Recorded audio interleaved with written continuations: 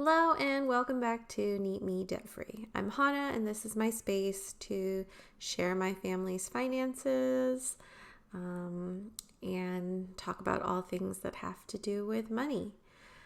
So if that's interesting to you, or if you're nosy about people's real money and budgets, go ahead and stick around. So I can't believe we're doing this. This is the first budget with me for 2021. And as you can see, I've made some changes. And there'll probably continue to be a lot of changes, especially as we get closer and fully transition into our new home and seeing how the budget's going to look. So there will definitely be a lot of changes.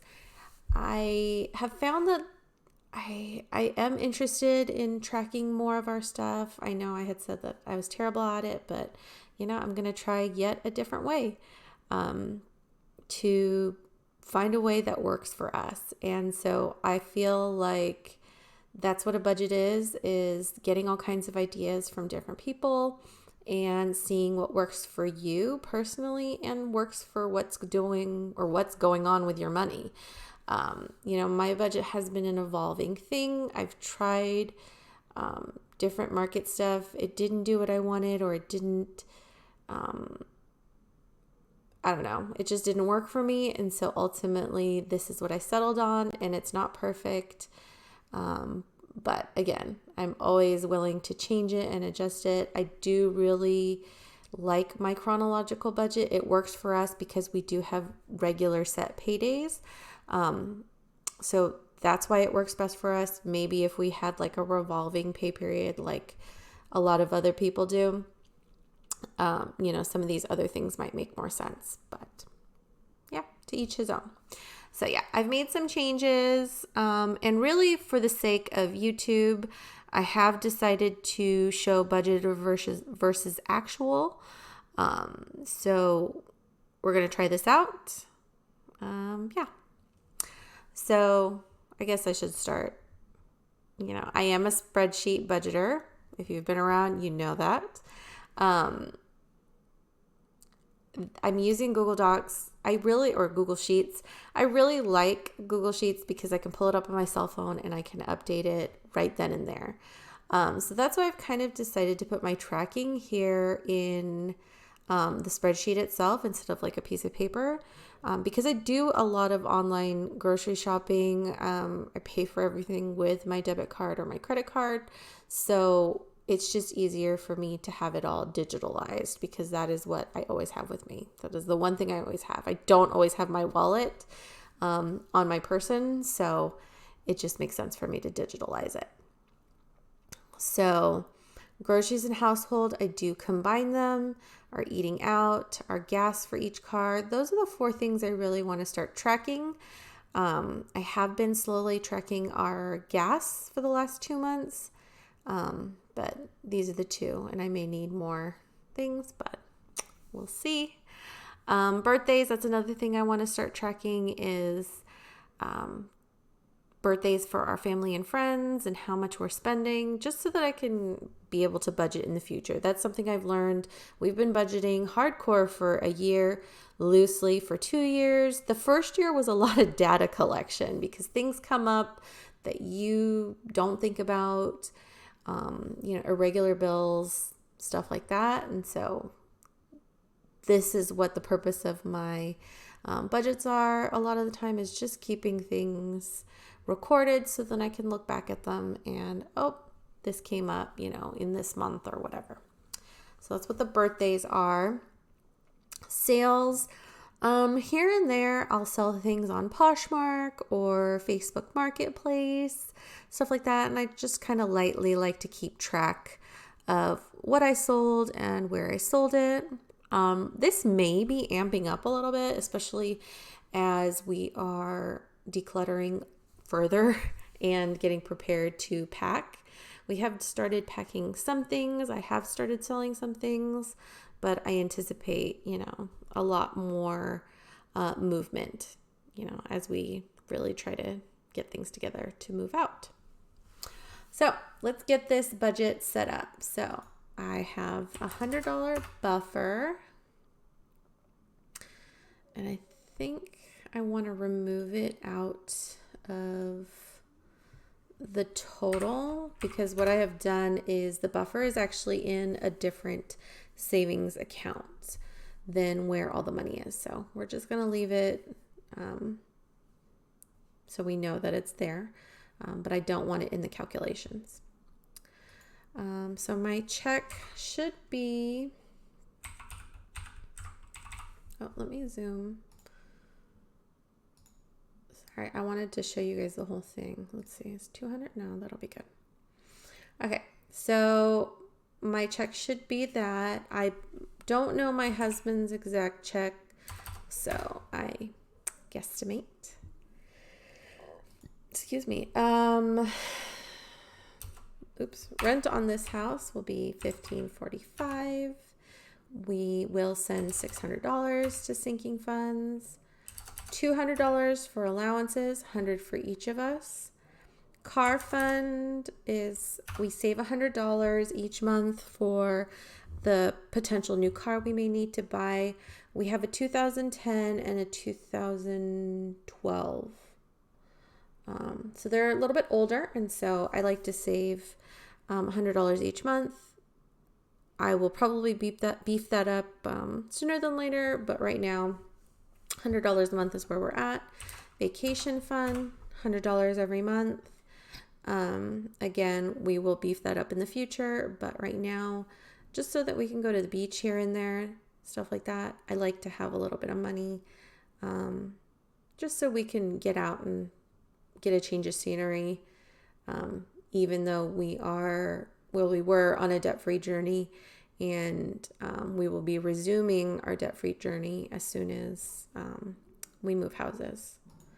House fund, I'm hoping to be able to send $4,000 to our savings account towards the down payment of our new house.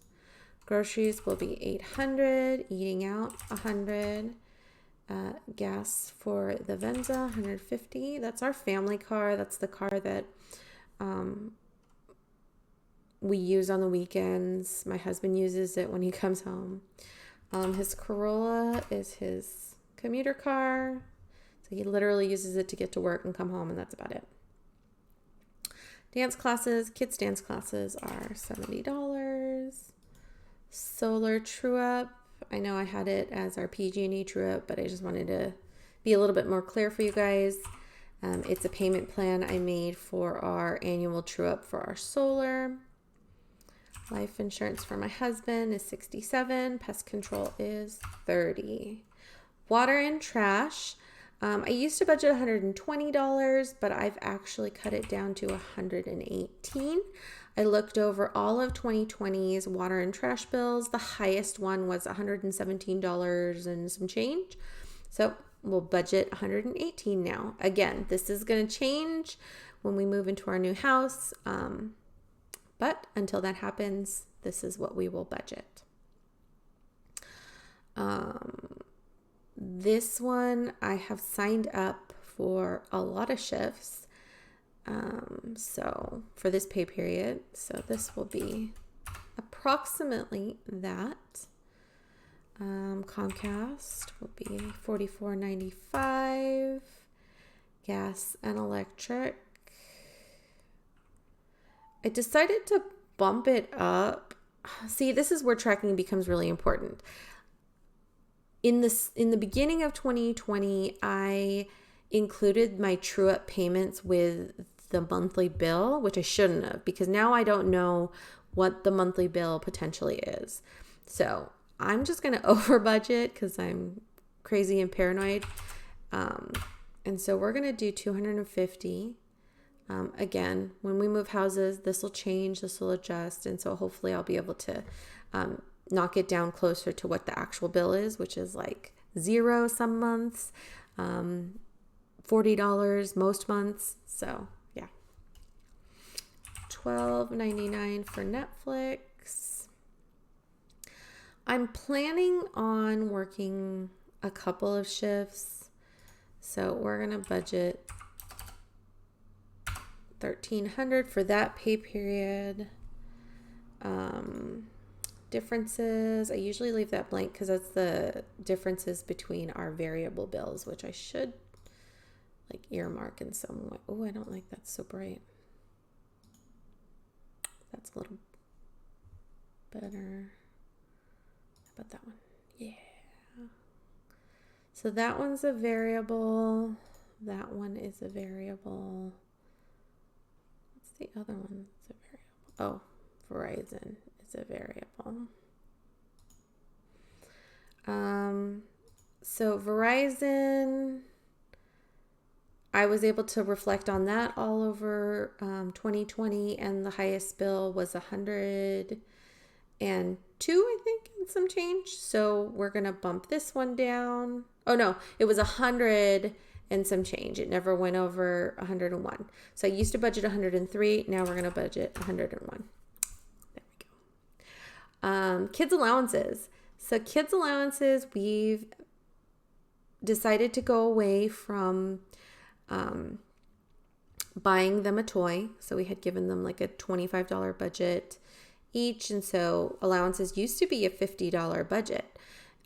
We've now decided that they will earn 50 cents a day for completing their morning and evening schedule for the day.